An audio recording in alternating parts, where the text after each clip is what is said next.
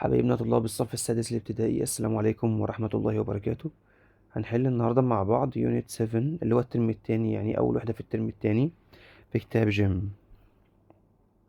طيب، الوحدة بتتكلم عن إيه؟ بتتكلم عن حاجة اسمها amazing artifacts، اللي هي القطع الأثرية المذهلة أيام المصريين القدماء. طيب نقرأ مع بعض الكلمات، بس قبل أي حاجة كده ما تنساش تعمل اشتراك في القناة. ماشي، اعمل اشتراك دلوقتي قبل ما نبدأ الشرح، بحيث ان شاء الله كده بعد كده يعني اليونت اللي بعدها لما تنزل يجيلك اشعار يعني ان انا نزلتها. نبدأ بسم الله الرحمن الرحيم. عندنا اول كلمة اسمها الذهب، يعني جولد. ذهب جولد، ذهب جولد. جرانيت اللي هو جرانيت، جرانيت جرانيت. جولد جرانيت جلاس. الطين او الصلصال اللي هو كلاي. وخليك فاكر دايما ان حاجة اسمها يلعب يعني بلاي، ما بقولش بلاي، بقول بلاي. يبقى الصلصال اللي هو بلاي، يبقى الصلصال كلاي. بلاي كلاي، هذا النطق يعني، عشان في طلبة بينطقوها حاجة اسمها كلاي غلط، اسمها كلاي.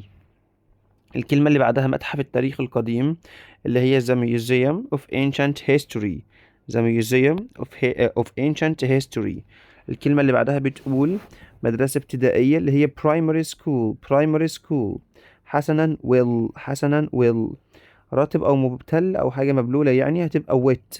wet هنا الصفة، ال A D G دي معناها صفة adjective. اللي بعدها materials، مواد أو خام أو خامات أو مادة خام يعني materials. مذهل fascinating، fascinating. adjective دي اللي هي صفة برضو بوصف بيها حاجة، بيجي بعدها اسم يعني. توت عنخ آمون. اللي بعدها حجر stone، حجر stone. مرشد guide، مهمة جدا. مرشد guide. الوالدين اللي هما parents، البي تقيلة parents، parents. سبب reason، سبب reason. الطقس اللي هو weather، weather. صلب hard، صلب hard. للأبد forever، forever. عود نفسك أي حاجة آخرها حرف الآر، يعني خلي الآر كده خفيفة خالص كده معاك في لسانك. forever. مقبرة توم، مقبرة توم. ورقة paper، paper، paper. نسر eagle، نسر eagle. قطع أثرية اللي هي الوحدة كلها بتتكلم عنها، اللي هي أهم كلمة artifacts، artifacts. بالمناسبة حاجة اسمها facts يعني حقائق. الكلمة اللي بعدها اللي هي مناخ climate، climate. محدد certain، certain adjective يعني صفة. متين durable، durable، durable. اللي بعدها أواني أو أوعية يعني pots، pots، pots. قيم أو ثمين يعني valuable، valuable. نبات البردي papyrus، papyrus، papyrus. الأفعال اللي معانا عندي حاجة اسمها يدمر، بيدمر حاجة، اللي هي الدامج الماضي منها دامج. ده مستر ماضي ايه وبتاع. احنا عندنا أول قاعدة أصلا معاك هي الماضي البسيط البس سيمبل، يعني كل الحاجات ديت ودي اللي هو الباست نفسه هنحتاجه دلوقتي. فعندي حاجة اسمها دامج المضارع الماضي منها دامجد. عندك حاجة اسمها يدوم، يستمر معايا، الموبايل يستمر معايا سنتين قدام. حاجة عايشة معاك يعني، فهي last، الماضي منها lasted. preserve جاية في الحل، الماضي منها preserved. يغطي يعني cover، وغطى يعني covered. عندك حاجة اسمها know، new يعلم، know علم new. يجد يعني find، وجد يعني found. يسمع hear، سمع في الماضي يعني heard. يبني build، بنى built. يصنع make، صنع made. يحتفظ ب keep، احتفظ ب kept. دي أول كلمات lesson 1. ماشي، نكمل الصفحة اللي بعدها.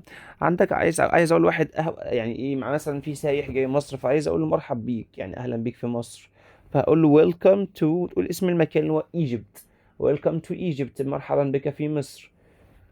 first of all يعني في البداية، وعود نفسك استخدمها في الباراجراف. يعني اول حاجة مثلا عايز اكتب باراجراف، اقول اولا هبدأ بكذا كذا، اولا هتكلم عن كذا. فاولا اللي هي first of all. اللي بعدها that's why، لهذا السبب أنا كنت غايب امبارح يا مستر. لهذا السبب أنا عملت اشتراك في القناة عشان خاطر مثلا يوصلني الفيديوهات اللي تنزل بعد كده. فلهذا السبب اللي هي that's why. بالقرب من close to. بالمناسبة عندك حاجة اسمها close، دي معناها يغلق، وهنا معناها برضو أو قريب عادي. work at يعمل لدى work at. اللي بعدها for a long time، for a long time. متحمس لي excited to excited to. اللي بعدها verb to be اللي هو ايه يا مستر؟ اللي هو بيطلع لك منه 5 حاجات، اللي هو am او is او are او was في الماضي اللي هناخدها دلوقتي، او were في الايه في الماضي. خلاص، يبقى verb to be حاجة من ال5، يعني كل دول بيجوا قبل damaged عادي. طيب عندك حاجة اسمها ايه؟ عندك حاجة اسمها damaged by last forever in good condition in good condition. هنستخدمها في البراجراف الكلمة دي. good for معناها جيد لي. good for معناها جيد لي. made of يعني مصنوع من. طيب عندنا قاعدة صغنونة كده خالص، هي مش قاعدة يعني، دي تقريبا جزء منها. القاعدة بتقول لك ايه؟ طبعا عندك حاجة اسمها made of و made from، بس مش عندك made from هنا. طيب عندك حاجة اسمها made of يعني مصنوع من. تمام. طيب بكل بساطة كده ايه يا مستر عايز تقول ايه؟ يعني عايز اقول لك ان انت لو عايز اقول مثلا الباب مصنوع من الخشب، التمثال مصنوع من الحجارة، الوعاء ده مصنوع من الصلصال، قال لك والله هتجيب اسم الحاجة اللي انت نفسك تتكلم عنها. خلاص يا مستر، والله هنا كده الأوعية اللي هي بوتس هي جبتها في الأول أهي.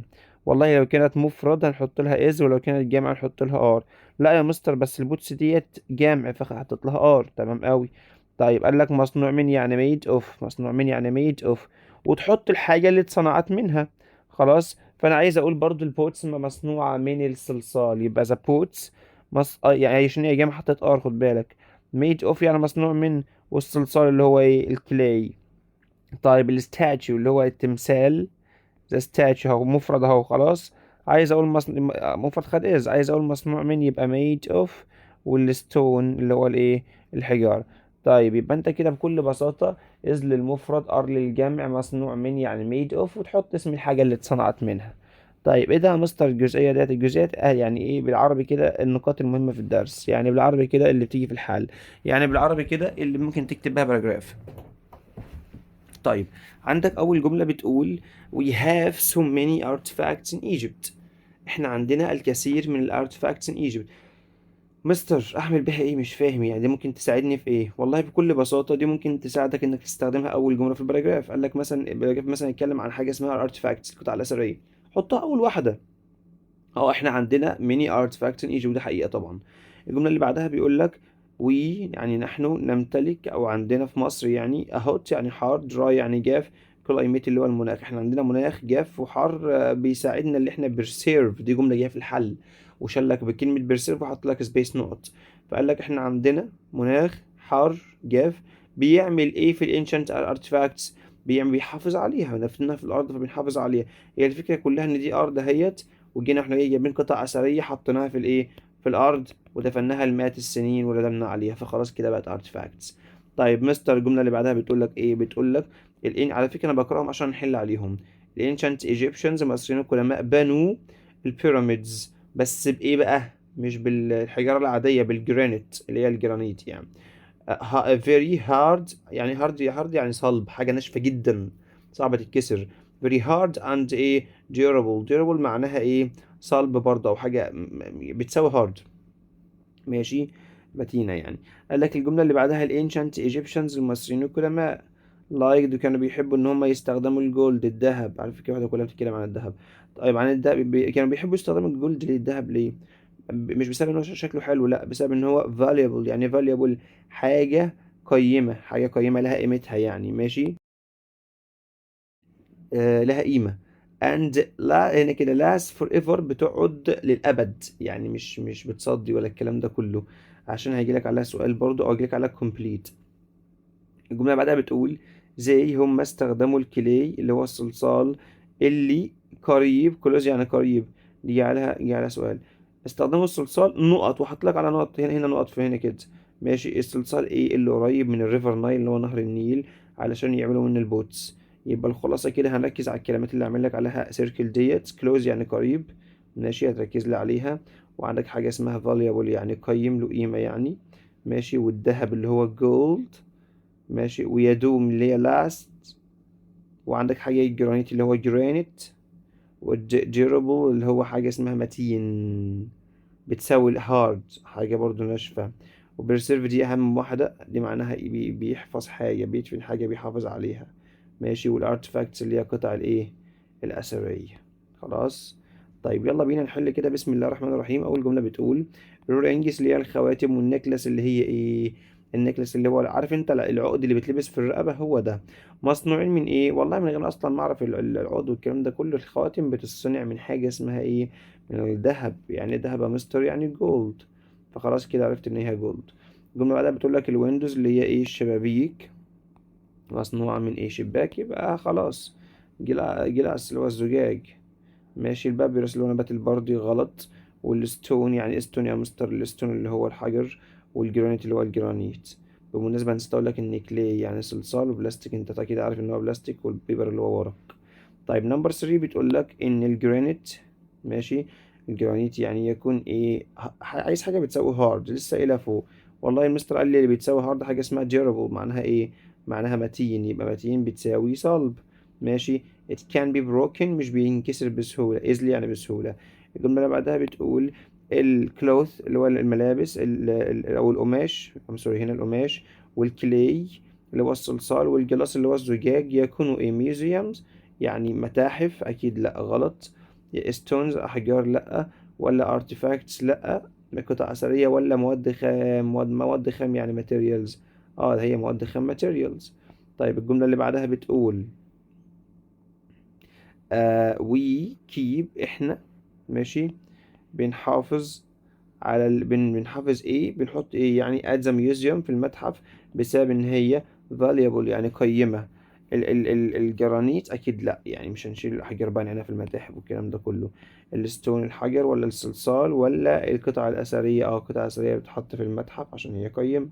الجملة اللي بعدها بتقول the ال A ancient of history. ماشي. is big يكون كبير، و amazing بليس. أنا عايز بليس اللي هو مكان. يبقى خلاص المتحف ال A متحف التاريخ القديم. وحافظنا في الكلمات أكيد. يبقى the artifact ولا museum ولا material ولا stone؟ والله احنا لو رجعنا كده بصينا بس على أول كلمة ده، هي اللي هي ايه؟ the museum of ancient history. يبقى الإجابة هنا من غير ما أفكر the museum of ancient history. كده حلينا الصفحة دي. نخش الصفحة اللي بعدها. معلش بس هنقرأ كده سريعا. مستر ده لسن يا مستر، وده اقرأ يعني ده لسن يا باشا، ده لسن وريد وكل نفسك فيه. بس ده عشان خاطر نعرف يعني نقط كده في الوحدة عشان خاطر نعرف نحل عليها من الآخر. أول جملة بتقول لك عندك مستر طارق وعندك تامر وتمارا.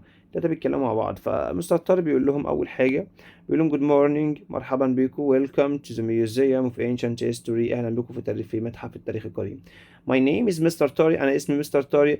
I'm your guide. انا المرشد بتاعكم اللي هوريه كل حاجه واعرفكم على تفاصيل كل حاجه.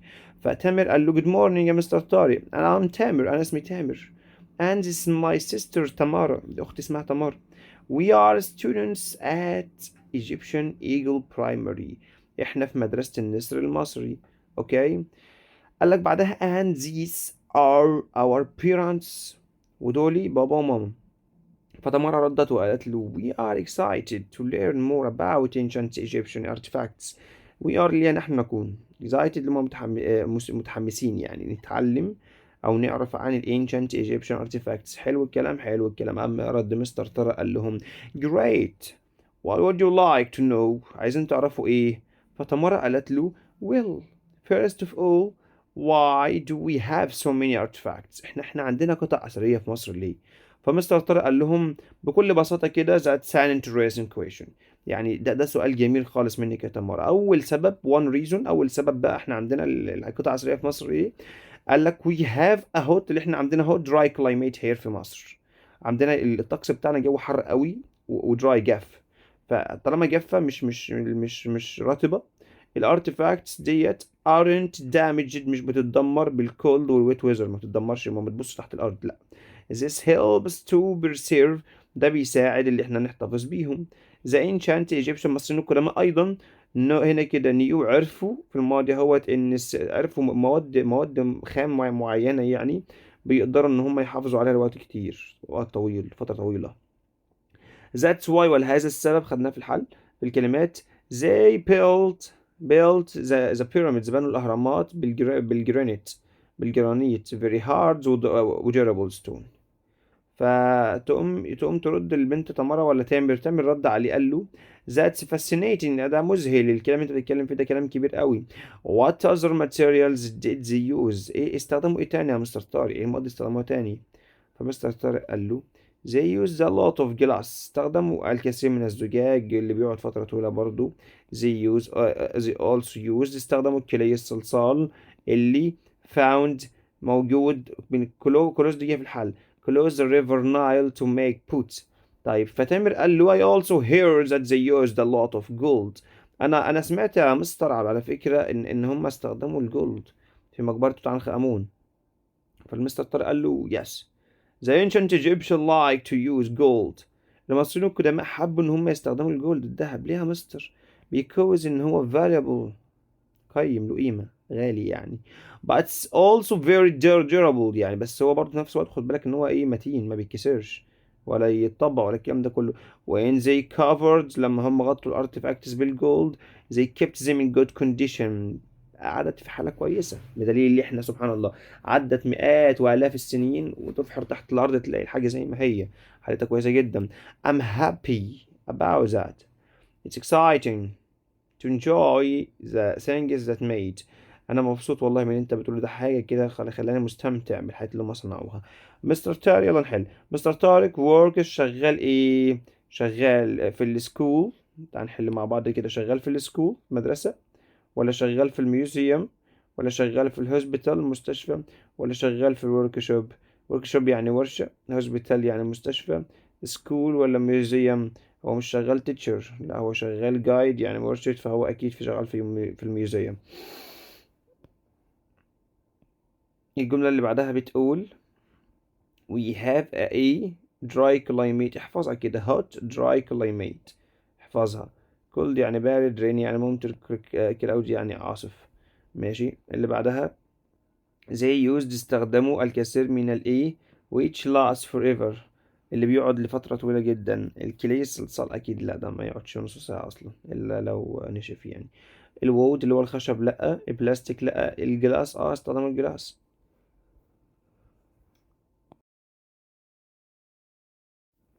الصفحة اللي بعدها يلا نحل.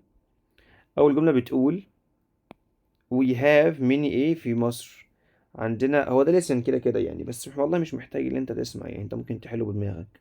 احنا عندنا الكثير من الاهرامات، لا ده هم 3 اهرامات يعني لا. قال لك احنا عندنا دي ما تنفعش، اوكي. احنا عندنا تومس اللي هي ايه، مقابر، ما تنفعش. التمبلز لا، معابد لا. الكلايميت هو على فكرة ده listening يعني اكيد مش هتشغل دماغك دايما يعني. الكلايميت ماشي، اللي هو الطقس يكون في مصر يكون هوت اند دراي، دي قلناها كذا مرة. اللي بعدها الانشنت ايجيبشن استخدموا ايه عشان يبنوا البيراميدز، الاهرامات، الجرانيت. اللي بعدها هم استخدموا ايه بسبب ان هو valuable يعني قيم، و durable يعني ايه، متين، استخدموا الجولد. اول جمله معايا بتقول بقى، يلا نشغل دماغنا كده ونحل. اول جمله معانا بتقول ماي داد ابي يكون ايه، هو شغال بيتعامل مع التورستس، فاكيد شغال تور جايد. اللي هو ايه تور جايد ده؟ شغال مرشد سياحي. تيتشر مدرس، دكتور يعني طبيب، انجينير يعني مهندس، ما تنفعش. الجمله بعدها بتقول لك بتقول this necklace هذا العقد يكون مصنوع من الجولد، من الذهب. طالما ذهب يبقى تشيب رخيص اكيد، لا ده الذهب غالي. بورد لا، يشعر بالملل او ملان لا. وعندك حاجة اسمها ويت لأ، يبقى الإجابة هتبقى valuable يعني قيم، الذهب يكون قيم. الجملة بعدها بتقول we keep fruits بنحافظ على الفاكهة فريش يعني طازجة، باللي احنا نعمل فيها ايه، باللي احنا بنحافظ على نحفظها. ويحفظ يعني preserve، وقعدت أقول لك ركز لي عليها، يبقى الإجابة preserving. نشيلها عشان يخلي شكلها ايه كويس، معلش يعني ناخد من وقتكم. عندك حاجة اسمها، لا ما ظبطتش برضه، يبقى مش مهم بقى. اوكي. عندك حاجة اسمها hearing يعني اسمع، ده damaging يعني يدمر، working يعني يعمل، اوكي، او العمل نفسه. طيب او ده معناه تدمير. they used استخدموا الكثير من الايه في مقبرة توت عنخ آمون، استخدموا الكثير من الجولد اللي هو الذهب. عندك حاجة اسمها البرونز، لا ما سمعناش عنها في الدرس اصلا. سيلفر لا، الايرون اللي هو الحديد لا. الانشنت ايجيبشنز المصريين القدماء استخدموا ايه عشان يعملوا البوتس الاوعية؟ بس استخدموا الجولد الذهب لا، مفيش وعاء ذهب في لا ما فيش. والجلاس اللي هو الزجاج لا، والجرانيت لا، يستخدموا الكلاي اللي هو الصلصال. طيب الجملة اللي بعدها بتقول when you cover artifacts in gold لما تغطي القطع الأثرية بالذهب زي keep them ده بيخليها في حالة كويسة، حالة good condition. احفظ المصطلح كله على بعض good condition. عندك حاجة اسمها material مادة خام لأ، size المقاس، الشيب الشكل لأ. There are many artifacts in the A. الكثير من القطع الأثرية في A of ancient history. احفظ الكلمة على بعضها. متحف التاريخ القديم اللي هو The Museum of Ancient History. سكول لأ، pyramid يعني هرم، stone يعني حجر. We discovered اكتشفنا الكثير من ال A في وادي الملوك. اكتشفنا الكثير من الإيجل، النسور.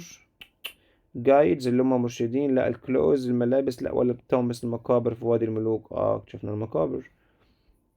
ادي الأسئلة لو عايز تشوفها. ماشي. الجملة اللي بعدها بتقول السؤال ده يا مستر ما بعرفش احله. حله ازاي؟ بكل بساطة يا باشا، انت تمسك قلمك كده وتترجم الكلمات دي، ما تخشش تحل على طول يعني، انت مش جامد للدرجة دي، ممكن تتلخبط. عندك غرفة يعني ايه؟ روم، دي معناها غرفة، ودي معناها سيلفر، ماشي، اللي هو فضي يعني الفضة.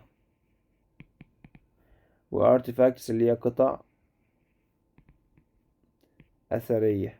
بالقلم الرصاص وترجم. واللي بعدها توي اللي هي لعبة، يعني لعبة خاصة بالأطفال يعني. فتعالى نحل بقى على طول. أنا كده ترجمت. حتى لو أنت بتحل مش تحل بالإنجلش، لا أنا همسك أبص أنا أشوف أنا أحل إزاي وأحل زيي. لاست سمر اللي هو الإيه؟ اللي هو الصيف اللي فات، الصيف الماضي. وي وينت نحن ذهبنا إلى الميوزيوم، إلى متحف في المدينة. there were كان يوجد so many interesting الكثير من الإيه الشيق هناك. والله روم غرفة ما لأ. السيلفر لا. لعبة أكيد لأ. يبقى الإجابة هتبقى إيه؟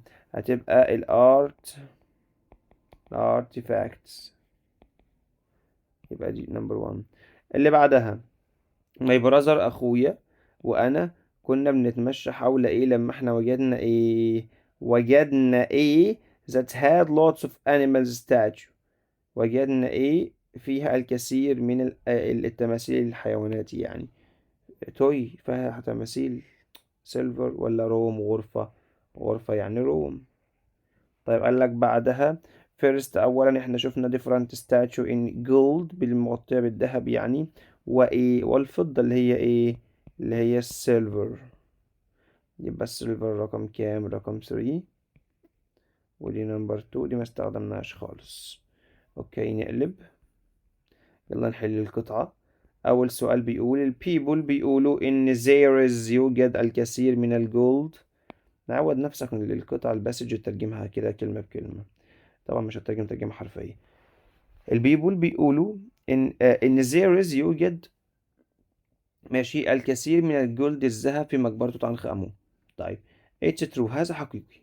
الانشنت ايجيبشن المصريين القدماء لايك حب ان هم يستخدموا الجولد الذهب because لانه يكون قايم. مين اللي قايم؟ الذهب. ترجم كده وكلم نفسك زي ما انا بكلم نفسي، مش عيب والله، بس هتلاقي نفسك بتحل صح في الاخر. but لكن it's also بس ان هو durable يعني ايه؟ يعني متين. اروح جاي ماسك القلم كده هوت وكاتب متين. ليه يا مستر؟ عشان ما انساش يا عم، هو عيب؟ ما انا كلنا بننسى، انا نفسي بنسى عادي، المشكلة. قال لك بعدها وين زي عندما هم غطوا الارتفاكتس ديت بالجولد اللي حصل، هم كيبت حافظوا عليهم في good condition يعني في حالة كويسة. The ancient Egyptian also knew أيضا يعني also knew يعني عرفوا certain materials مواد محددة كده يعني ايه خاصة بيهم استطاعت ان هي last تدوم للونج تايم فترة طويلة. That's why لهذا السبب هم استخدموا الجرانيت علشان يبنوا البيراميدز الأهرامات. زي because طب يا مستر استخدموا الجرانيت عشان يبنوا أهرامات ليه؟ بسبب إن هي hard و durable stone. زي use استخدموا a lot of glass الكثير من الزجاج اللي بيدوم للأبد برضو. زي also used استخدموا الكلي الصلصال. ليه يا مستر؟ which is found close موجود بالقرب من الريفر نايل عشان يعملوا منه البوتس الأوعية الفخارية. أول سؤال معايا بيقول were built with granite مصنوع اتبنت باستخدام الجرانيت. الجرانيت والله تعال نشوفها كده في القطعة، مش هجيب حاجة من دماغي خالص. والله أنا أشوف الجرانيت فين. الجرانيت أهي. ماشي. أهي استخدموا الجرانيت. يبقى مستر إيه هي اللي استخدموا بنوها بالبيراميدز؟ ماشي. ده لو أنا ما كنتش مركز يعني، أنا بجيب من القطعة في ثانية. يبقى الإجابة هتبقى إيه؟ هتبقى البيراميدز. الجملة اللي بعدها بتقول، وانا الدايرة ما بتظبطش معايا ليه؟ طيب مش عامل داير، ادي دايرة يدوية. طيب الجملة اللي بعدها بتقول ايه؟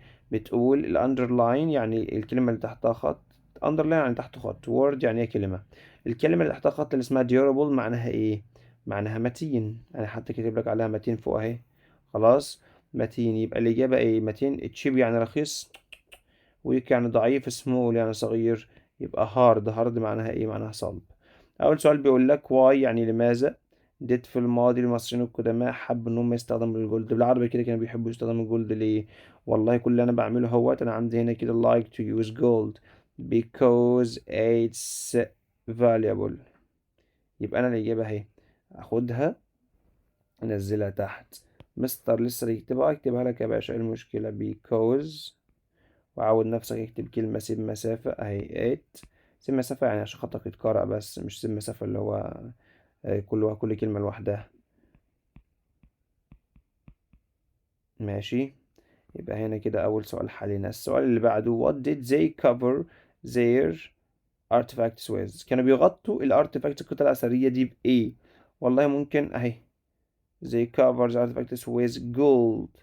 أخد الجملة كلها وأنزلها تحت. يبقى ممكن أقول هنا كده they covered their artifacts with gold. اللي بعدها where could الانشا المصريين القدماء، اين استطاع المصريين القدماء ان هم يلاقوا الكلي الصلصال. وعمال لك ركز عليها close to the river Nile. مستر اكتب ازاي؟ اكتبها ازاي؟ تكتبها الفعل هنا كان ايه؟ كان هم المصريين القدماء. ممكن تنزل المصريين القدماء دهيتنا اهوت، او ممكن تريح دماغك وتكتب زي. واستطاعوا يعني could، ويجد يعني find، والصلصال it، أو ممكن أقول clay close to the river river Nile. طيب يلا نرتب أول جملة. بيقول لك إيه بقى؟ أول حاجة نزلت واي هي مستر واي. هسأل بإيه؟ الفعل المساعد أسأل بدو، ودو بعدها الفاعل اللي هو إيه؟ وي. يبقى هنا كده يا مستر أعمل سؤال إزاي؟ معلش هنضيع وقتك شوية. هنا أول حاجة أداة الاستفهام. أداة استفهام بعدها الفعل مساعد أو فعل ناقص، بعدها الفاعل، بعدها الفعل وكوتشن مارك. تعال نطبق كده الاستفهام. اهي أداة الاستفهام يا مستر، بعدها الفعل المساعد هو يا مستر دو، بعدها الفاعل يا مستر اللي هو وي. طيب لسه ايه يا مستر؟ معلش انت غطيت لي على كل حاجة يا مستر كده، مش شايف اي حاجة منك اهو. طيب لسه ايه يا مستر؟ طيب هنا كده why do we. why عملنا، عود نفسك اعمل كاش ما تلخبطش. do اهي we اهي. خلاص الفعل اللي هو ايه؟ have الكثير many artifacts عملناه. الجملة اللي بعدها بتقول قالك ابدأ بذا. قال ايه؟ قال الأهرامات. ماشي، الأهرامات دي أول قاعدة خدناها على فكرة، أول نوت خدناها. مالها يا مستر الأهرامات؟ ده فاعل. عود نفسك الجملة بتبدأ بفاعل زائد فعل، مش برتب وخلاص. فاعل زائد فعل. الأهرامات إذا جمع ولا مفرد؟ لا جمع، والجمع بياخد ار، يبقى دي ار يا مستر. ار. مصنوع من. مصنوع من يعني made of. مصنوع made of ايه؟ الجرانيت. خلصت. الجملة اللي بعدها الفاعل زائد الفعل. الفاعل اللي هو we. نمتلك يعني have.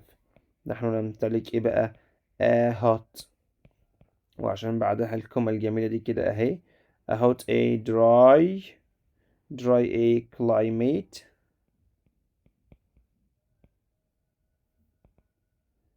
in Egypt. طيب الجملة اللي بعدها بتقول ايه؟ بتقول لك الانشنت القدماء. مين هم القدماء؟ اكيد المصريين. انا عارف انت كملت ورايا وقلت الانشنت ايه؟ Egyptian. مالهم الانشنت ايجيبشنز يا مستر؟ ده فاعل. الفاعل بعده الفعل اللي هو covered يعني غطى. غطوا ايه؟ غطوا الارتفاكتس بالذهب in gold. خلصت. عملية ترقيم. أول حرف معمول كابيتال، ماشي، بس أنا عندي بني آدم هنا اسمه طارق، عملت التي كابيتال وفي الآخر أحط إيه الفول ستوب. كده نخش على الدرس اللي بعده نقرأ. أول كلمة هنا اسمها بابون. بابون القرد اللي هو مانكي. الفرق بينهم إن ده بشعر كثيف، ده لأ. قال لك هنا اللي هو الفأر اسمه رات. اسمه إيه؟ رات، بس ده مش فأر صغير خالص، لأ فأر كبير. رات رات. اللي بعدها كروكودايل. كروكودايل. هيبو. هيبو. فالكون. فالكون. ايبس. ايبس. سنيك. سنيك. بيتس. بيتس. بيستس. بيستس. grain. grain خاصة يعني especially. especially. سقارة يعني سجارة. ماشي. اللي بعدها شائع يعني common. common. بذور يعني seeds. قرار decision. decision. خداع يعني tricks. خدع يعني tricks. واحد بينصب على حد يعني بيخدعه، بيعمل فيه حيلة. جولة بالقارب boat ride. boat ride. على وجه التحديد particularly. particularly. particularly. اللي بعدها هام important. dangerous. dangerous adjective يعني صفة. wisdom مهم جدا، تيجي في حل كتير. حكمة wisdom. wisdom. وحدة أو وحده، أو واحد لوحده يعني بيعمل حاجة لوحده. اللي هي alone. alone. تماثيل statues. statues. statues. اللي بعدها دقيق مش فلور، لا flower. flower. flower. oils. oils. local. local. hicking. تقريبا almost.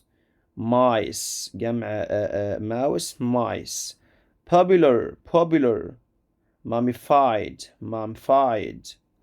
afterlife اللي هي الحياة الآخرة بعد الموت، بعد ما نموت يعني ربنا نطلع منها على خير اللهم آمين. turtle. knowledge. cloth. university. quiz. دي الكلمة بتاعتك طبعا هتحفظ. قال لك بعدها حاجة اسمها يعشق أو يحب، بس مش بيحب حد عادي، لا أنا بحب أوي أوي أوي أوي. اللي هي adore. adored. adore الماضي منها adored. believe. believed.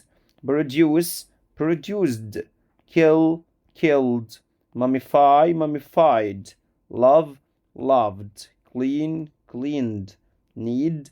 needed. represent. represented. include. included. keep. kept. feed. fed. become. became. fulfill. eat. ate. وتمانية خد بالك برضو، تمانية يعني eight. ماشي، مش آت خالص، ما العيال بينطقوها آت غلط. teach. taught. الكلمة دي جاية في الحل كتير قوي قوي قوي عشان عايز السبيلنج بتاعها. T-A-U-G-H-T احفظها مهمة جدا. grow up. grew up. grow. grew. grow مضارع present. الباست منها grew. hurt. hurt. اللي بعدها keep as pets. keep them safe. important for. everyday life. of course. fall over. look after. free of. as will. look like. take turns. عندك الديفينيشنز، عندك حاجة اسمها الحبوب، الحباية نفسها اللي هي اسمها grain. قال لك grain بتساوي seed. الكلمة دي بتساوي دي على طول. قال لك السيدز اللي من البلانت بنستخدمها عشان نعمل الفلاور اللي هو الدقيق والبريد. طيب قال لك adored معناها ايه؟ يعشق او العشق نفسه، او عشق في الماضي. يعشق يعني adore بيساوي واحد بيحب، اللي هي love في الماضي منها loved something very much، تحب حاجة كتير قوي. wisdom اللي هي الحكمة. قال لك انك تستخدم النولج بتاعتك والمعرفة بتاعتك عشان تعمل good decision او تتخذ قرارات كويسة. طيب الجملة اللي بعدها اللي هي ماميفاي معناها ايه؟ يحنط. بيحنط حاجة، المصريين القدماء يعني. ماشي. قال لك to cover تغطي in oil بنغطيها بالاويل بالزيت. ماشي. والكلوز القماش عشان خاطر بريسيرف نحافظ عليها لونج تايم لفترة ايه؟ طويلة. الستاتيو معناها التمثال. التمثال عبارة عن شيء، عنصر object. ماشي. made of مصنوع من. مصنوع من مستر الستون الحجارة. another material يعني ايه؟ مواد خام اخرى. علشان look like تبدو زي البيرسون، زي الانسان، او تبدو زي الانيمال. طبعا مستر اعمل ايه في اللي هي الطوال ده؟ مش فاهم منك حاجه، اعمل ايه يعني بالكلام اللي انت بتقوله؟ بكل بساطه السؤال هيجي لك مثلا يجيب لك حاجة اسمها to cover in oil and clothes. خلاص يبقى انا بعرف ان هي منفعي. طيب عندك السؤال اللي هيجي لك مثلا، هيقول لك والله عندك حاجة اسمها grain في اللي تشوز، معناها ايه؟ معناها السيدز، البذور اللي بلانت بنستخدمها عشان خاطر ايه؟ نعمل منها الفلور والبريد. طيب ننزل الصفحة اللي بعدها. مستر، هو القراءة دي أعمل بها إيه؟ مهمة؟ والله عايز أقول لك إن المنهج الجديد اللي هو في سنة رابعة وسنة خمسة وسنة ستة، وأنت طالع بقى المنهج اللي هو أنت حاليا فيه، عايز تبقى جامد وتحل أي حاجة وتخش على الحل بتاع كل درس تحل. صدقني والله بجد، اقرأ الريدنج وهتحل. احفظ كلماتك واقرأ الريدنج. أعمل إيه بالريدنج عشان أعرف أقرأ؟ ما أنا بعرف أقرأ. لا لا لا، عشان تعرف معلومات. يعني هنقرأ دلوقتي وهنعرف معلومات. أول حاجة بيتكلم عن الحيوان الأنيمال. ماشي. عندك حاجة اسمها الحيوان الأليف اللي يقدر يعيش معانا في البيت يعني. الحيوان اللي كان المفضل عند المصريين القدماء. طيب ايه هو الحيوان اللي المصريين القدماء كانوا بيحبوه؟ قال لك والله أول حاجة الانشنت ايجيبشن، المصريين القدماء حبوا الانيمالز الحيوانات، وكبت وربوهم ماشي as many pets كحيوانات أليفة. بالتحديد يعني كانوا بيعشقوا الكاتس، القطط. they and there was a cat in almost كل بيت كان لازم يكون فيه قطة. الانشنت ايجيبشن المصريين القدماء بليف يعتقدوا ان الكاتس بتعتني بيهم وبتخلي بالهم منها، بتعتني بالناس اللي في البيت يعني، وبتخليهم سيف امنين. they were also good pets.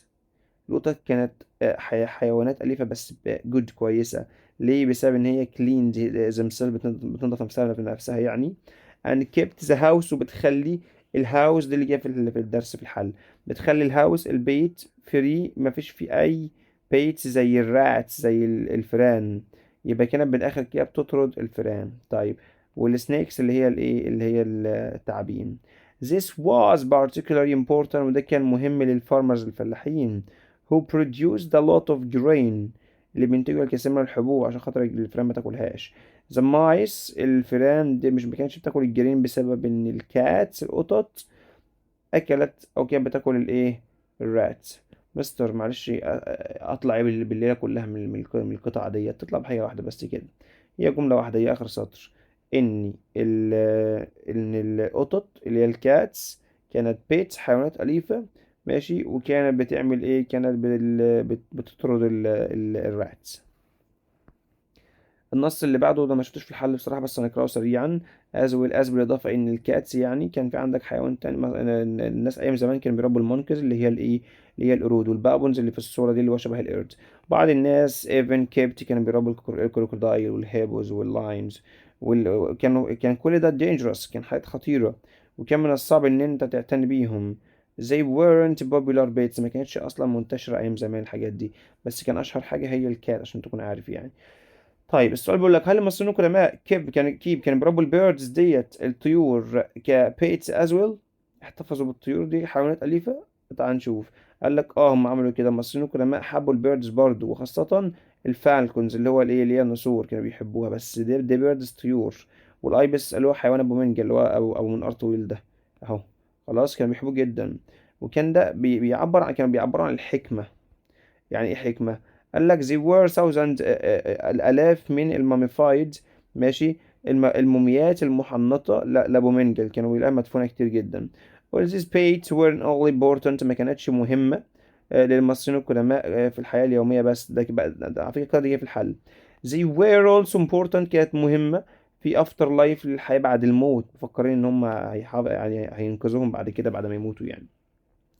it's therefore common، منتشرة، ان انت كمنتشر لديهم يعني انت لازم تلاقي mummified baits و statue of animals في المقابر. تفتح اي مقبرة لازم يكون فيها ايه؟ لازم يكون فيها حيوانات أليفة، ولازم يكون فيها موميات ماشي، وحيوان ابو منجل. طيب اهم حاجة معانا في الليلة الجميلة دي هي الكات الحلوة الجميلة دي. مالها يا مستر؟ والله قال لك today، النهاردة الكاتس، القطط، ما زالت منتشرة في مصر. ده النهاردة بقى في المضارع. حاليا في ناس بيربوا القطط في البيوت. طيب other animals، الحيوانات التانية اللي البيبول كانوا بيربوها ماشي، زي التيرتلز والفيش والسمك والبيردز الطيور. which are of course بالتأكيد يعني تكون أصغر وصغيرة وسهل إنك تعتني بيها من البابونز والكروكودايلز والكلام ده كله. نخش على أول قاعدة معايا، عايزك تصحصح معايا كده عشان خاطر إيه؟ سيبك من المكتوب ده، ركز في اللي أنا هكتبه حالا. ولو مش فاهم حاجة هتكتب لي في التعليقات وهشرحها لك مخصوص إن شاء الله، لو حتى أعملها في فيديو لوحدها أو أبعت لك أو تبعت لي على الواتساب. عندك أول قاعدة معاك هي ال past simple. يعني إيه past simple يا مستر؟ ال past simple ديت اللي هي الماضي البسيط، اللي بيتكون من إيه؟ بيتكون من الفاعل. هجيب الفاعل في أول الجملة. فاعل زي إيه يا مستر؟ زي he أو she أو it أو سارة أو أي فاعل في الدنيا. خلاص يا مستر، أي فاعل. قال لك بنحط بعده التصريف التاني للفعل. يعني ايه يا مستر التصريف التاني للفعل؟ انا دلوقتي انا عايز اقول هو بيلعب، هي بتطبخ، هو ذهب، مش عارف ايه، عايز اقول كل ده يا مستر. قال لك بكل بساطة التصريف التاني للفعل يلعب يعني بلاي، اهي يا مستر بلاي، ويطبخ يعني cook، ويذهب يعني go، ويشاهد يعني watch، ويغسل يعني wash. مستر عايز اخلي ده في الماضي، يعني لما يترجم هترجم كده في المضارع. يعني انا مش عايز اقول يا مستر هو ماشي يلعب، انا عايز اقول هو لعب. قالك التصريف التاني للفعل ده عندك افعال منتظمة، يعني بنحط لها دي او اي دي او اي اي دي، وافعال غير منتظمة بنحفظها زي ما هي. يعني انا حافظ من وانا صغير يذهب جو ذهب went، حافظ من وانا صغير يأكل eat أكل ate، حافظ من وانا صغير يرى see رأى so. كل ده محفوظ من وانا صغير، فدي اسمها افعال غير منتظمه حافظها. انما الافعال المنتظمه احط لها دي او اي دي او اي اي دي. فهو لعب يبقى هي played، هي طبخت يبقى she cooked، هي شاهدت يبقى she watched، هي غسلت يبقى she washed. خلاص، لما احب انفي الماضي البسيط بجيب الفاعل في الاول وبحط بعده حاجه اسمها didn't زائد الفعل في المصدر. كل ده يتشرح له فيديو لوحده، انا كده يعتبر براجع. كل ده يتشرح وينزل على القناة برضو. طيب عايز انفي حاجة اسمها هي بلايد، هقول هي didn't play. طب عايز انفي she cooked، هقول she didn't cook. عايز انفي سارة washed، هقول سارة didn't wash. مصدر. وما احب اسأل هسأل بدid زائد الفاعل زائد الفعل في الايه، في المصدر. دي اسمها مراجعة سريعة، ده مش شرح أكيد عشان متحطش معاك اللي أنا بشرح. تعال نحل كده مع بعضنا ونفهم كل جملة لوحدها. عندك أول جملة بتقول ذا تشيف اللي هو الطباخ يعني. عندك كلمة اسمها yesterday بتدل على الماضي، فالماضي من حاجة اسمها bake هتبقى baked. طيب الجملة اللي بعدها بتقول ذا train ايه، أنا عندي حاجة اسمها ago، وago دي بتدل على الماضي، فالماضي من leave هيبقى أيوة زي ما أنت قلت left. الجملة اللي بعدها بتقول the students الطلاب ايه، سيبك اعمل لك كده كله عندك last. ما انت معلش لازم كل جملة تحدد لي الكلمة اللي بتدل عليها. الكلام ده في ابتدائي، انما نخش في اعدادي وثانوي الكلام يختلف طبعا، مش هناخد بكلمة الدالة. طيب عندك يزور visit، الماضي من حاجة اسمها visit هتبقى visited. اللي بعدها انا خلصت my school exams، ماشي، انا finished دي في الماضي، الايد دي بتدل على الماضي، فانا عايز حاجة بتدل على الماضي، يبقى الماضي من حاجة اسمها اولا نيكست ده مستقبل، ناو ده مضارع، تومورو ده مستقبل، يبقى الوحيده اللي تنفع معايا هي yesterday يعني بالامس. الجمله اللي بعدها بتقول لك they didn't، وانت عارف ان didn't بعدها الفعل في المصدر، فالمصدر مش اللي فيها اس دي لا، او المصدر مش فيها ان جي مش فيها اي دي، يبقى المصدر اللي هو show. الجمله اللي بعدها بتقول لك my father ابي ايه travel abroad، ماشي، last بتدل على الماضي فهعمل كده اهو، والماضي بنفيه بحاجة اسمها ايه didn't بعدها الفيرب في المصدر infinitive اهو. طيب انا عندي الجملة اللي بعدها من غير ما اقرأ، انا عندي last دي بتدل على الماضي، وعشان في الماضي بسأل بحاجة اسمها did. الجملة اللي بعدها بتقول where did هي بعدها الفعل في المصدر، فالمصدر هيبقى ايه، هيبقى put. الجملة اللي بعدها عندك حاجة اسمها ايه بقى، ركز في الجملة اللي جاية الله يكرمك. what a هاني do before، هو هاني عمل ايه قبل ما ياكل. ايه دي بتدل على الماضي، وعشان في الماضي يبقى هسأل بحاجة اسمها did. الجملة اللي بعدها بقى عندك حاجة اسمها did، حلو أوي يا مستر did اهي. did بعدها الفعل يا مستر، بعدها الفعل في المصدر، فالفعل في المصدر، وعشان عندك yesterday بتدل على الماضي، خد بالك هنعمل عليها عشان ايه نبقى علمناهم كلهم. دي بتدل على الماضي، فالماضي did وبعدها مصدر هيبقى ايه، هيبقى rain. انما مستر انا مش عارف يعني ايه حاجه اسمها اصلا مصدر، يعني مدرس عندي في الدرس كل شويه يقول لي مصدر مصدر infinitive ويعمل لي كده اي ان اف الانفينيتيف، او يكتب لي مصدر. يعني ايه مصدر يا مستر؟ يعني الفعل كده بدون ما نحط له حاجه، مفيش حاجه جنبه خالص. يعني مثلا يلعب بلاي، انا حافظها يلعب يعني بلاي، ما ينفعش اقول يلعب بلايز غلط، ما ينفعش اقول يلعب بلايد غلط، ما ينفعش اقول المصدر بلاينج، لا كل الليله دي كلها ايه، الليله دي كلها يا باشا غلط. المصدر يا مستر، المصدر هي بلاي بس. فدي اسمها الفعل بدون اي اضافات. حلينا حلينا. نخش على الصفحه اللي بعدها. الصفحه اللي بعدها بكل بساطه يعني ايه، هو يجيب لك كتير اشرحها لك في كلمتين بس، ده هشرحها مش هرجع عليها. بص يا باشا، عندك حاجه اسمها فيرب تو بي، معناه يكون. معناه ايه؟ يكون. طيب معناها يكون ديت، قال لك بكل بساطه كده، لما احب اصرفها عايز اقول كان في الماضي بقول was للمفرد، وبقول were للايه، للجامع. بس ايه يا مستر؟ قال لك اللي بيجي مع was، الفاعل اللي بيجي معاه اللي هو I او he او she او it او اي اسم مفرد بقى. where بتيجي مع الجامع اللي هو we ويو وزي او اي اسم ايه، جامع. verb to be بيطلع لي was للمفرد were للجامع. خلاص، وبعدهم اسم او صفة. تعال نشوف كده. الجملة بتقول لي I a on a trip to Luxor last احنا لسه متفقين حالا، خد بالك مش هنكتر في الكلام. last بتدل على الماضي، فالماضي هيبقى ايه؟ هقول I was ولا I were ولا I am؟ خلينا متفقين ان am دي مضارع و are دي مضارع مش معانا، واي ما بتاخدش where، اي بتاخد was. طيب الجملة اللي بعدها هبة A at school. أولا أنت ما عندكش فعل في المصدر عشان ما تاخدش didn't لازم بعدها مصدر، مفيش عندي مصدر. aren't دي مضارع. isn't ما تنفعش عشان دي مضارع، يبقى الوحيدة تبقى ايه؟ تبقى wasn't عشان خاطر هبة دي ايه؟ هبة دي مفرد. اللي بعدها بتقول لك where are you 2 hours ago. خلينا متفقين ان ago دي بتدل على الماضي، وعشان ago دي بتدل على الماضي ماشي، يبقى هعمل ايه؟ والله you ما بتاخدش حاجة اسمها اصلا. لا لحظة معلش، ago دي على الماضي، ارض ديت مش هتيجي، ارض بتاعت مضارع ودي بتاعت مضارع، يبقى لي did و where الاتنين دول بتوع ماضي. بس did ده هي لازم بعدها مصدر. did لازم بعدها مصدر. مفيش عندي اصلا فعل في الجمله، يبقى الوحيده اللي عندي تنفع هي وير. الجمله اللي بعدها بتقول لك الكاتس القطط important in ancient Egypt. في عندك فعل في المصدر؟ مفيش عندك فعل في المصدر. واولا القطط، انا عندك الانشنت ايجيبت ده اصلا مصر القديمه، فاذا دي الجمله دي ماضي مش محتاجه تفكير، فدي مضارع ما تنفعش، وار مضارع ما تنفعش، والكاتس جمع فما ينفعش ووز للمفرد، يبقى الإجابة اللي تنفع هي وير. الجملة اللي بعدها بتقول لك the movie is scary. قال لك no it wasn't. wasn't يبقى السؤال بواز، وعشان الموفي مفرد اهو ده مفرد، دي ما تنفعش، دي ما تنفعش، دي ما تنفعش. الجملة اللي بعدها بتقول ال cars loud in the past. past اللي هو في الماضي، يبقى الماضي خلاص والكارز جمع، يبقى where was ده مفرد، ده مضارع أو مضارع. الجملة اللي بعدها بتقول ايه؟ there any kinds in the playground yesterday. yesterday بتدل على ايه؟ والله بتدل على الماضي يا مستر، خلاص عرفنا. والكارز دي ايه؟ والكايندز دي ايه؟ الكايندز ديت جمع، فبما انه في الماضي وجمع يبقى الإجابة يا مستر، الإجابة هتبقى حاجة اسمها ايه؟ where. خلاص. طيب آخر جملة بتقول لك were you at home yesterday. yes. عايز أقول لك هو أنت كنت في البيت امبارح؟ عايز أقول أنا كنت. yes إيه؟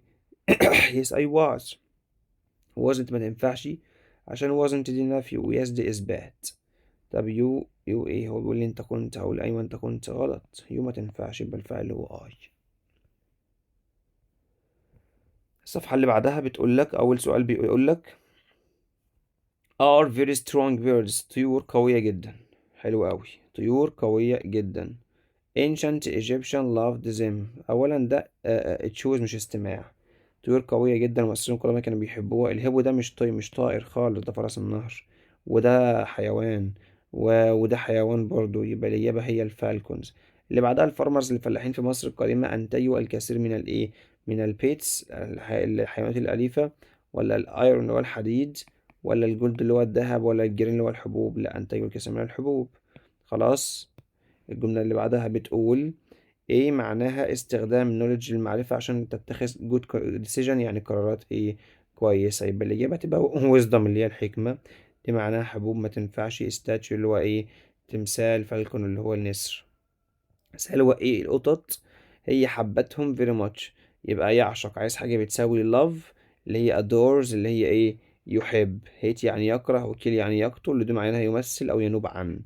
some people kept ربوا ايه كحيوانات أليفة، بس they were dangerous كانوا خطيرين قوي ان انت تعتني بيهم. يبقى ايه ربوا ايه بس كانوا خطيرين؟ البيردز مش خطيرين، والفيش مش خطير، والكاتس مش خطيرين، يبقى اللاينز هما الوحيدين اللي خطيرين. قالك الفارمرز الفلاحين محتاجين قطة علشان خاطر تاكل الايه، تاكل الراتس الفئران، القطة بتاكل الفار.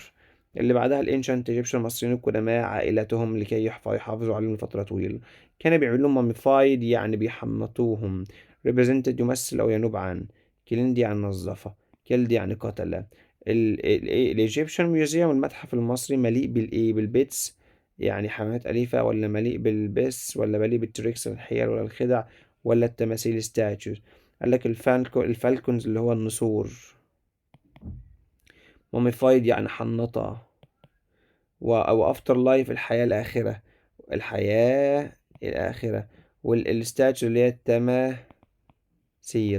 طيب قال لك بعدها the ancient Egyptian المصريين القدماء حبوا البيردس أيضا، وخاصة الفالكونز اللي هي النسور and the ibis حيوان أبو منجل which represented كان بالنسبة لهم بيعبر عن الحكمة. there are thousands الآلاف من الإيه ibis، الآلاف من النسور أبو منجل ولا من الأيبس المتحنطين؟ يبقى أول واحدة هنا هتبقى معايا إيه؟ هتبقى mummified، حيوان أبو منجل اللي متحنط. ماشي. all these beats weren't on ما كانوش فقط مهمين لهم في الحياة الدنيا، لا خالص كل يوم لا. they were also important كانوا مهمين لهم فين؟ in the afterlife يعني after life يا مستر، after life يعني الحياة الآخرة، ماشي بعد ما يموتوا يعني. and therefore common to find mummified bits and ايه، كان حاجة شائعة ومنتشرة انك تلاقي المummified bits وايه تاني معاهم، وتلاقي ايه تاني الستاتيوز.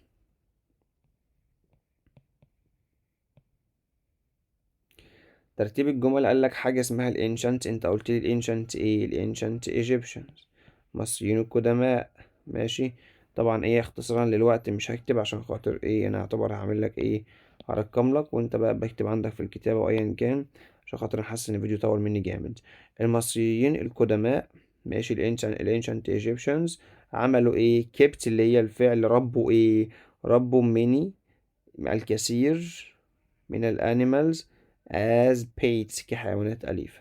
الجملة اللي بعدها بتقول there يعني يوجد. there a there was كان يوجد للمفرد. there was a cat كان في قطة. ماشي. كان في قطة ايه والله غالبا او تقريبا يعني in almost ماشي every house. الجملة اللي بعدها بتقول لك the a ماشي the a ذا والله كان بيمثل الحكمة في مصر القديمة. لو انت شفت ده كده والله انت ممكن تجيبه من فوق، انا لسه حله حالا اهو. which represented wisdom ماشي represented wisdom، يبقى ايه هو اللي كان بيمثل الحكمة؟ ذا ibis عمل ايه؟ represented wisdom in ancient Egypt. الصفحة اللي بعدها حاول انهي الصفحة ديت واخلص عشان خاطر انا حاسس طولت خالص. ماشي. the ancient Egyptian المصريين القدماء والله يضيف في الماضي ايام زمان يعني يبقى loved. خلاص loved احط لها الاي دي. اللي بعدها واحط لها دي عشان عندي حرف الاي مكتوب فيها اصلا. الجمله اللي بعدها وي ايه احنا ما بنحبش القطط. لما عندي وين بتدل على الماضي وير بتدل على الماضي، يبقى الماضي ايه؟ عايز اقول احنا ما حبيناش، يبقى didn't. يا مستر انت نفيت ليه؟ ما هو جايب لك يا باشا نوت تدل على النفي. الجملة اللي بعدها عمر didn't ايه didn't بعدها الفعل في المصدر، والمصدر من travel ده هيبقى travel.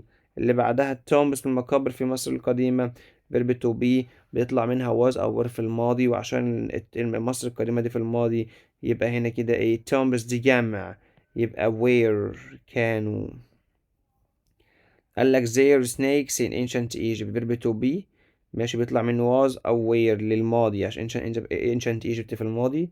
خلاص فيطلع منها يا إما was يا إما were، بس عشان snakes ديت جمع أصلا فهكتب حاجة اسمها إيه were. قال لك مس هدى مس هدى علمتني، عندي لاست بتدل على الماضي، فالماضي من teach هتبقى ايه؟ taught GHT. اللي بعدها ايه انا ذهبت، قال لك والله اجو بتدل على الماضي، فالماضي من جو هيبقى ايه؟ هيبقى went. اللي بعدها عندك yesterday في الماضي وعندك فعل في المصدر، فهسأل بحاجة اسمها ايه؟ did. الجملة اللي بعدها وين بتدل على الماضي، yesterday بتدل على الماضي، فهسأل في الماضي بإيه؟ بدid، ودid بعدها الفعل في المصدر أهو. الجملة اللي بعدها عندك حاجة اسمها last بتدل على الماضي، وعايز أنفي في الماضي، فهنفي بحاجة اسمها didn't try. الجملة اللي بعدها عندك حاجة اسمها بعض الناس في مصر القديمة بداية أيام زمان، الماضي من keep هتبقى إيه؟ kept. خلاص. الجملة اللي بعدها عندك last في الماضي، فهسأل في الماضي بحاجة اسمها ايه؟ did. الجملة اللي بعدها did بعدها الفعل في المصدر، والمصدر من kept هتبقى ايه؟ keep. الجملة اللي بعدها عندك yesterday بتدل على الماضي، وزي في الجمع، فأنا عندي الجمع يا إما was للمفرد يا إما were للجمع، فالجمع في الماضي هيبقى were. الجملة اللي بعدها did بعدها الفعل في المصدر من ate هيبقى eat. الجملة اللي بعدها هنا علامات الترقيم أو الحرف المعمول، ماشي، بس لسه عندي الإي بتاعت Egypt، وفي الآخر أحط الفول ستوب. طبعا البراجراف الكاتس in ancient Egypt مكتوب ورا، خلاص ممكن تقرأه تاني. عندك حاجة اسمها presentation tools jewelry. اللي بعدها metal weapons decorations trading economy silver countries harder rarer craftsman iron، أو ممكن أقول iron أو iron عادي الاتنين صح. mask rocks shapes art sculptures system chin metal parts fascinating culture true goods beard. دي جاية في الحل مهمة. traded melted helped hated hunted developed buy bought tell told sell sold fight fought GH هنا silent. ماشي. The most interesting use something for more easily, that's right, take out on the land first found on the strongest. صلوا على النبي صلى الله عليه وسلم. انا ما كنتش ناوي بصراحه ان انا اشرح اصلا الابتدائي، انا كنت ناوي اشرح للاعدادي بس. فانا قلت انا هعمل تجربه سريعه كده ان انا احاول ان انا اشرح فيديو للابتدائي. فلو الشرح عجبك والحل عجبك والفيديو عجبك بمعنى اصح، اكتب لي في التعليقات اللي انا اكمل واصور وانزل تاني فيديوهات، ماشي، وباذن الله هنزل. لو ما لقيتش اي تعليقات يبقى اكمل انا في الاعدادي زي ما انا. وربنا يوفقكم اللهم امين. اشوفكم على خير ان شاء الله الفيديو الجاي. لو ما عملتش اشتراك في القناة اعمل اشتراك في القناة. جود باي.